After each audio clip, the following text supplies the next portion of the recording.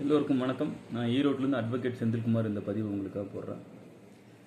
இன்னும் 2 நாள் தான் இருக்குது. 31 மார்ச்சோட டியூ டேட் கம்ப்ளீட் ஆகுது. இயர் எண்டிங் 22க்கான அப்டேட்டட் ரிட்டன்னு. அதுக்கப்புறம் அந்த ரிட்டன் உங்களால் ஃபைல் பண்ண முடியாது. அது மட்டும் இல்லாமல் கரண்ட்டில் இயர் எண்டிங் 24 இருக்கிறவங்களும் உங்களோட ரிட்டனை கண்டிப்பாக டிசம்பருக்குள்ளே பண்ணியிருக்கணும். இப்போ பண்ணாலும் அப்டேட்டட் ரிட்டன் தான். மேபி அந்த வித்தின் தி ஃபினான்ஷியல் இயர்க்குள்ளேயாச்சும் நம்ம அந்த மார்ச்சுக்குள்ளேயாச்சும் அசஸ்மெண்ட் இயர்க்குள்ளேயாச்சும் நம்ம கம்ப்ளீட் பண்ணோம் அப்படிங்கிற ஒரு வியூக்காகவாச்சும் தயவுசெய்து உங்களோட ரிட்டனை இன்னும் 2 நாளைக்குள்ளே ஃபைல் பண்ணிக்கோங்க. இது இன்கம் டேக்ஸ் குறித்து ஒரு அப்டேஷனு.